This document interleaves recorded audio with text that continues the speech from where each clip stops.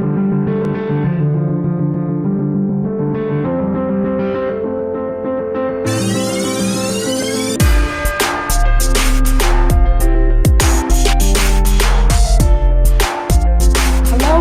and welcome to our show, Tea Talk, Real Talk, Conversations Over Tea, where we bring guests on our show to talk about issues and topics that matter. And today I have a great person that I met, last year in JIT. I was a judge and he was one of the winners and I just loved his company. So Jason, please, tell us your last name because I don't want to mess it up, and what your company is and just all the fabulous things that's been going on with you on the journey. Yeah, awesome. Name is Jason Vitug. I'm the founder and CEO of Phroogal. Yeah. Spelled a little bit differently. Yeah. It's I always say it's Phroogal. Yes. And so I've been traveling around for some time and just replanted my roots here in Jersey. So I'm excited to be part of the state I grew up in. Yes. Definitely a good time. What tea is this? This is a red tea, rooibos. It's a cool ginger bounce. Oh, awesome. Yeah. So naturally no caffeine. So if you're looking for caffeine this morning.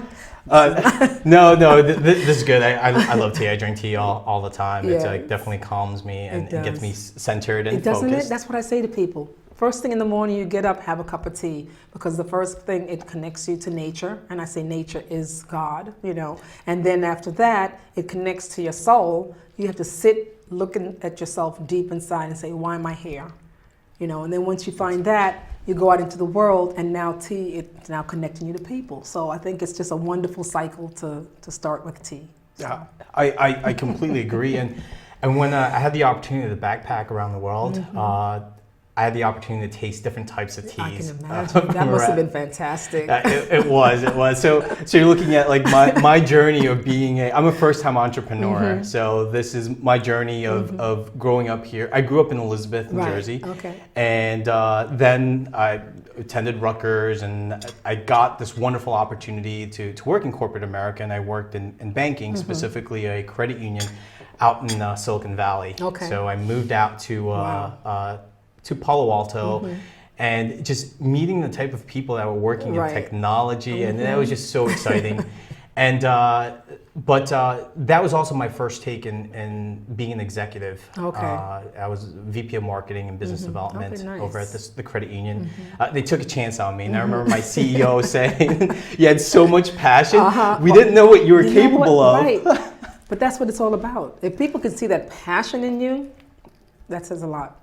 Yeah, that says so much. Yeah, I really think that really resonates with a lot of folks who are trying to figure out, okay, I don't know you, but you exude this passion, this energy, and I just get drawn in. And, and so I always remember, and I tell others who are trying to figure out, like, do I go the corporate route or do I do the entrepreneurial route? Like, how do I know? I'm like, follow that passion and that purpose. And so I did do that, and I did corporate America. I did this executive thing for 3.5 years, and that was an interesting time. I traveled a lot, and I was rarely. So I moved from Jersey to California, and I was never in California. Oh my God, traveling around from place to place. Traveling around different places. I was in Texas. I was in North Carolina. Every place that you could think of, I was traveling. But that exposed me to people and all walks of life, different places, and so that was kind of like the burgeoning of my idea for my startup. But at that age, at that point, I really didn't even know what that was. But after 3.5 years of working, I want to say like 70, 80 hours a week. Oh my God! Wow, for someone else. For someone else. But I think the hard part for a lot of us is this idea of I really loved what I was doing. I mean, I enjoyed it. Right. And so, but then I felt something was missing and I couldn't understand. Right, what is it? Yeah, what was missing? And I was like, what is wrong with me? I've reached this epitome. They tell us that there's a plan. There's a plan in place. Graduate high school, go to college, get your first job, get promoted, and buy a house. Right. So I was doing all these steps, and I'm like, when do I actually become happy? Wow.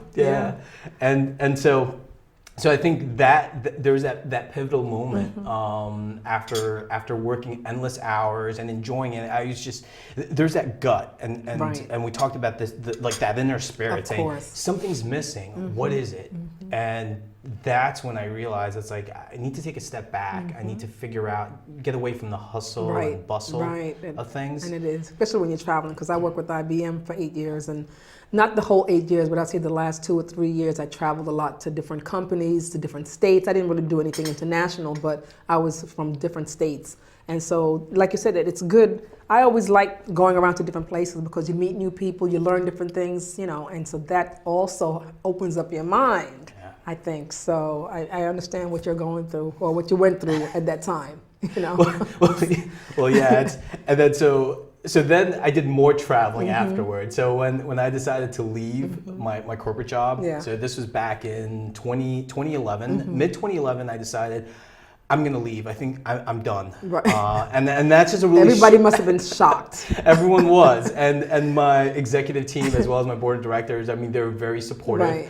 And they kept giving me incentives to stay. Right. So you're looking at, I formally resigned in July of 2011. Right. I actually didn't leave until December. Wow. So it wasn't me going, it's like, okay, I take it back. It was, well, sit on it for 30 days, think about this offer, think about, and so I was really in that situation. It's like, so what am I gonna do? What's the next step in my life? And is this really my purpose? And I knew something was calling out, and I didn't know what that was whatsoever. But eventually made the plunge and decided I was going to take a 3 to 6 month sabbatical, sit on an island, and do absolutely nothing. That's like phenomenal. I'm so jealous. That's so phenomenal. To do something like that. Yeah, and brave. Now when I look back, I was so scared, but around everyone thought, oh, this was awesome. I mean, I did have friends and family who thought I was crazy for leaving. Well, I'm sure. Yeah, for leaving a very financial stable job, and I was rising within the organization. It's like that's crazy that you're taking this step back, and I just knew something was missing. Right. And I needed to. I'm that big believer that if you take a step back. We get to see the whole picture, and then we can take a different path. Oh yeah.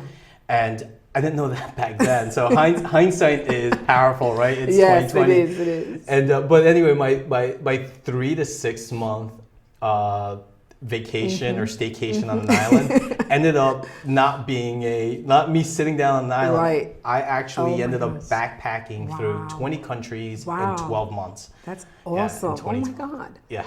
That is so phenomenal. I mean, that must have really opened up your whole mind and just, wow. It did. And 20 different countries. 20 different countries. And it was actually it was fortunate. I was leaving my apartment in Palo Alto and my neighbor stepped out and she said, where are you going? Why are all these things being moved? And I said, I'm leaving. She goes, I didn't know.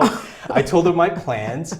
And she said, if I were you, I would see some other countries. It's who has this opportunity to be able to do exactly what I was doing. And so I took that and I was like, that's actually really a great idea. But I didn't think of it as I'm going to go see 20 countries. Right, of course. But then my marketing mind, since I am in marketing, I was like, 20 countries in 12 months sounds like a really great, great marketing thing. Wow. And but when I did actually flew out my first leg of my trip, so I flew from here outside of Newark to Manila, Philippines. Long flight. You're talking about 20 hours. Wow. So a lot of thinking, right? That's a whole lot of thinking up there. But there's a lot of excitement. Right. So there's a lot of excitement. Right. But then the unknown. The unknown. I think that's what it is. I think when we get stuck in the day to day, we forget that we learn from things that challenge us. Of course. And so for me, I was excited, but then when I landed in Manila in the Philippines, it was beautiful, but then I started seeing poverty and extreme poverty. Right. And I remember I was flying from one island, from Manila to another island, within the course of a week, and I realized that what was wrong with me? I was like, here I am. I left a 6-figure job, stability, and so I was on the plane and I was holding on to the seat, and I recall I was asking God. I was like, God, did I make the right decision? And it was all these doubts. And today it's like people ask, so you were so confident, you left your stable job to go into this world of entrepreneurism where nothing is it's all unknown. And exactly. It's what you make it. Yeah. It's really what you make it. So that, and then I go back to that story, and I'm like, no, a week into it, I was having a panic attack on the plane. Second thoughts, like, oh my God, can they take me back? Would they take me back? That's exactly what. It's like, will they take me back? And I'm like, I think they will if they were offering me this, and maybe if I just take 30 days and I can come back. I was really going through this panic crisis, and then eventually I was out and I was taking pictures, being a tourist. And I was taking one of these beautiful pictures of this old house, like this 14th century home. And all of a sudden I see hundreds of people running and screaming. Wow. And I always say I'm from Jersey, so immediately I thought it's a riot. Oh my God. I was gonna step to the side. So I stepped to the side and people are screaming and then the cars and motorcycles are honking and I have no clue what's going on. Right. So you weren't running with the people too? I wasn't, because I was like, I don't know what's going on. I'm not going to be trampled by a herd. So I really went into this little alleyway and stared until someone stopped and said, tidal wave, run. Oh my God. So when that moment struck, I went onto survival mode and I started running. And I mean, I had my camera, so I was capturing this all on video. Wow. And I kept looking back and I was wondering, is that tidal wave behind those hundreds, if not thousands of people that were running towards me? And I was just really scared. I can imagine. Yeah, and I mean, I am safe. Right. And there was no tsunami, there's no tidal wave. There was an earthquake that happened in a neighboring island, and there was swelling. Right. But there was just so much mayhem and chaos that occurred. And eventually, my stardom with like my YouTube video went viral in the Philippines in national TV. My face was splattered. American caught in tsunami. God. You can you can imagine. And then so from that point on, I was into my hotel room and I said to myself, I asked for an adventure for the unknown. And you sure got it. And I did get it. Yeah. Ask and you shall receive. You know what? But that's true. If you don't ask, you don't get. But you have to always ask for positive things, though, right? If we ask for something negative, we're going to get negative. So I think it's all about being positive. Yeah, I think that's one of the lessons that I learned backpacking. And I've always been the very positive and upbeat and type.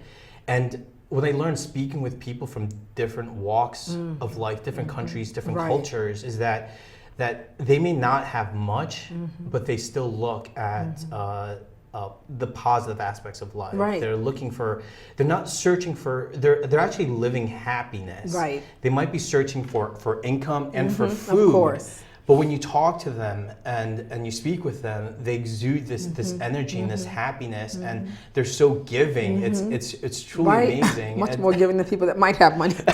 It really is. And I mean, even through my travel, so I traveled through Southeast Asia and Central America and Western Europe, it was just, there was that common bond. It didn't matter how much money they had. It was just that they really had this zest for life. Wow. And then I looked at it as in here in the US, we have so many opportunities. I know. How can we use it to better our situation? And so with that and the conversations I had with people, that kind of like started watering this seed of how can I come back? Because the reality is, right, I can't, well, I guess some people can travel for the rest of their lives, but the reality is I would come back home and plant some roots and figure out how to make a living. Right. What's your purpose? What's your purpose? My purpose, And I really talk a lot about that we mentioned about passion, and it's important for us to follow our passion. I really think when it comes to purpose, if we find our purpose, we'll discover there's so many ways that our passion can feed into that purpose. Right. And so for me, working in banking and in the credit union industry, and then traveling, there are things I'm passionate about. I'm passionate about personal finance. I'm passionate about travel and passionate about speaking in front of groups of people. Yes. And I didn't know how to merge the three or more. And that time away, and for many, I mean, 12 months not working. And just that's a wonderful time. If everyone, I think, and when you said that to me, I said every individual, I think, needs to experience that, because that will change their lives drastically. You know. I completely agree. You know, I really think so. It's that's a wonderful opportunity. It's the environment. I think if we stay within the environment that we're in, we'll never get the opportunity to see or experience anything else. Right. And for me, I mean, the landscapes, the architecture was amazing, but the conversations that I've had with the people was just awesome. Yes. And the moment that I realized what I wanted to do when I got back was on my 6th country. Wow. So I was in Myanmar. Oh my gosh.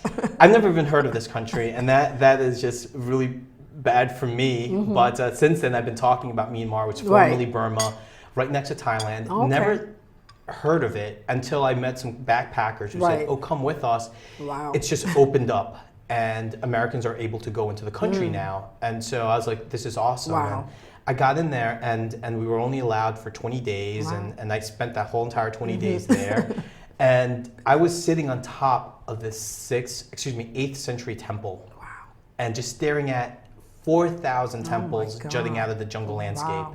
Temples, pagodas, stupas, it was beautiful. Have you put a book together with pictures? I'm sure you have taken lots of pictures. I took around 5,000 pictures. You need a book. Yeah. Well, you need to put a book out with just like the pictures and parts of the story. Yeah, I definitely need to do that. It's in one of my things to do. My things to do. I actually wrote 200 pages while I was traveling. Yes. And it was just me like taking notes of experiences and conversations. Right. But that image of me sitting on top of this temple and staring at it just seared into my mind, and that was the moment I said to myself, I'm living my dream. How can I help others live theirs? And for me, it was that Indiana Jones and I once wanted to be an archaeologist, and so it was just I was living this childhood dream that I forgot. I totally forgot that I even had this dream of being an archaeologist, and it just reinvigorated. And I said, wow, I'm having this opportunity. Where was everyone else? And I knew that for many it is money, it is personal finance that prevents us, and it causes a great deal of stress. Then as I start talking and traveling in these other countries, people will tell me, wow, you're American, you're so lucky. And I said, well, what makes us lucky? and one, it was opportunity. Right. They said, you have a lot of opportunities here that we don't have. Right. You have educational system and things like that. Oh, And so for me, I was like, okay, well, I knew the reality back home, here in the States, because I was doing financial education in different Fortune 500 companies, and I knew people, whether they were making $35,000 a year or $500,000 a year, people were struggling with their money finances. Right. Of course. And so it's like, well, what really is the disconnect? What's happening? And so with that conversation and the epiphany, when I got back home in 2013, I was like, I know my purpose. I want to increase accessibility to financial information. Right. I really think what separates us from those who can benefit from financial advice or information are those who can afford accountants, lawyers, financial advisors, all the best people. And that was the difference, because I saw that the folks that were making $250,000 a year, if they weren't spending money on experts and they didn't know anything about money, they were worse off than someone who's making $50,000 a year. No, it's true. And because it's not how much you make, it's how much you keep. We already know that. Yes. So that's really crucial. Yeah, and I think we're so tied here too, that the more we make, the happier we get. Not at all. That's so far from the truth. It is really far from the truth, and so there's a lot of opportunities, and so with that grew Phroogal, and my idea is to harness the collective knowledge of many to help you make better financial decisions. Right. And because we all know a little bit something about money, and we might share it, we might not talk about it as openly as we should, but we do. We learn our habits through our family, through our coworkers, through our friends, through our social circles, and I'm looking at harnessing that information to help people make better decisions. And the ultimate goal isn't just for you to have $1 million in a savings account, as I want you to be able to live your dream lifestyle and be happy. Yeah, yeah, that's happiness. That truly is. Yeah. At the end of the day, it's that state of contentment. It is. And to be content and happy. And being happy. Yeah. And so for me, it's jumping into this entrepreneurial world and not knowing that if there's a paycheck coming or if there's how is the next day going to appear like. It's been interesting. Yes. A roller coaster, a very big roller coaster ride. Yes. And from the outside, it looks like everything is all polished and shiny, and they don't know the road that you took to get there. Yeah. You know. And the road that I'm still taking to this day, the endless nights, although now I'm still probably working as much as I did, but it's for you. It's for me. Big difference. Yes. Big difference. Yeah. The motivation is completely different, and the sense of purpose. And I can guarantee that the fact that you went away to so many countries, you probably have even more passion now than before. Because now you've seen all of these people, you've seen the places, and I think that's what, like you said, it sparked you into putting this together. So I think, like, if you didn't go, who knows which road you'd have taken, but I think that experience of just going out there and just into the unknown has brought you to where you are today. It definitely prepared me. I think when it came to not knowing where I was going the next day or how I was going to get there, it prepared me for this entrepreneurial journey, and it prepared me to be okay with the lows, because there's a lot of highs and there's a lot of lows, and I tend to be an extremely positive person, and I gloss over the darker or sadder moments and just focus on the highs, and that typically attracts everything else. But yeah, it's like just backpacking and traveling, and there are moments I didn't know where I was going, and so it was. But that's brave. I'm telling you, that's brave. And there's a lot of freedom to it. God. Mental freedom. Yes. To know that. Imagine waking up the next day and going, I don't have to be at work. I don't have doctor's appointments, no commitments, no emails to check, nothing. And I mean, after a few days of going, okay, I'm just gonna kind of be all over the place and not do anything. Something inside, or for me anyway, was like internal, and I'm like, okay, I want to create some plan, and because there's only so many moments where things are unplanned, of course, that I think you want to, and I think that was also perfect for me to understand when you're in an environment where your every minute is dictated, whether you're working 9 to 5 or more, you think of, wow, how awesome would it be when I don't have responsibilities. Then when you don't have the responsibilities, you're like, well, let me create some responsibilities for me. But I think that time away really allowed me to see what I wanted, who I am. And I never looked at it as I was exhausted from work. And so when I was gonna leave, it wasn't so much, okay, well, I'm gonna find my next passion, and I'm gonna do this. It was, I wanna take a break. And when I took that break, I realized I found my purpose. But you know what's incredible? You're young, and it's for you to think like that at this age. You know, many people work 10, 20 years before they even think about anything like what you did. You know, so the fact that you've even thought of that at such a young age, I think that's incredible as well. And that's a good thing, you know. I really think it's a good thing, because I'm 50 years old, and it was only 6 years ago when I decided, I think I want to do this entrepreneurship thing, you know. I mean, I've always in the back of my mind wanted to do something, I just didn't know what. But it was 6 years ago that I said, this is what I want to do. And so, you know, at such a young age, for you to be that brave and courageous to go out on your own to do that, I think that's phenomenal. But I want to talk about, you know, you won so many different awards, Tell us about how you raised $78,000 on Indiegogo and your book.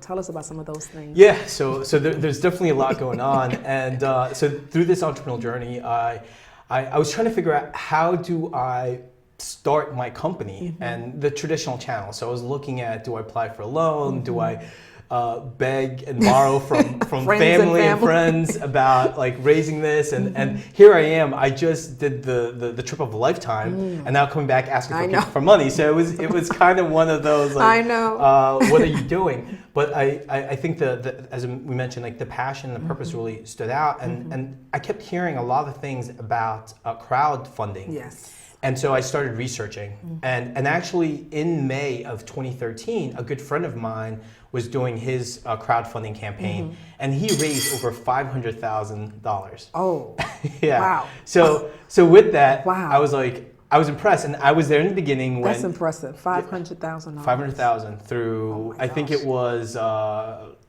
8,000 people. And you're talking about when people are giving you 25 and of course from all over the world. All over the world. Right. I mean, I supported him with 25, but that 25 was also part of this 500,000. Yeah, right. That's incredible. And so I had that opportunity to see the back end of things, and so I was like, wow, maybe this is a way for me to raise money for my venture. Right. And so I started doing the research, and there are two very big crowdfunding platforms that people know of. One is Kickstarter and Indiegogo. Yes. And eventually I chose one. I chose Indiegogo, and doing the research, and so with that I was like, I think this is it. I think if we are able to share my passion and purpose in building this portal to help other people live their dream lifestyle, maybe that will resonate not just with me and my close friends, but more people. Right, of course. And so in 30 days. We were able to raise $78,501. It's seared into my head and 541 people. Wow. And so those 541 people, I mean, I see their names, and I'm reminded that whenever I have those lows, that there are these 541 people, friends, family, strangers who believe in me and in my vision, and so that keeps me going on. But I can tell you with the crowdfunding and those thinking about doing it's hard. It's a lot of work. It's a lot of work. Yeah. I mean, I did something similar, but it was more of a loan. But it's a lot of work. And I had a young lady that just did it for her dessert company. She got $8,000, but she said, Sharon, it was so much work.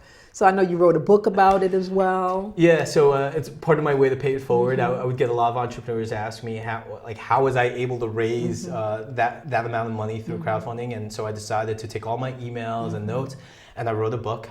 So it is. And tell us the name of the book. It's Bootstrapping Crowdfunding. Your Bootstrap Startup. It's available on Amazon. It's doing quite well, and the feedback that I'm getting from a lot of entrepreneurs is that it's helping them. Right. It's helping them figure out if crowdfunding is the route they should take for their venture. And I wrote it not in a step-by-step way. Right. Okay. I wanted to tell a story. I'm a storyteller, so I was like, let me tell a story because I think more interesting. Yeah, and I think when you realize the disagreements, the arguments that me and my partner at the time were working on, I think you get to understand that this is more involved, and the other folks might think that it's okay, it's a set it and forget it. Right. But that's not the case. Right. It really is time intensive. You really want to plan, and at the end of the day, I mean, you were successful, she was successful, and we were, and there are many others. Right. And so it is a really viable option. It is. For people to undertake, and anyone interested. I mean, there's a lot of plethora of resources available, reading books, such as the one that I wrote, but also just online, available online that can help them. But really having a support network. Oh yeah, that's important. It was some of the conversations I had with friends and family members were very, very interesting.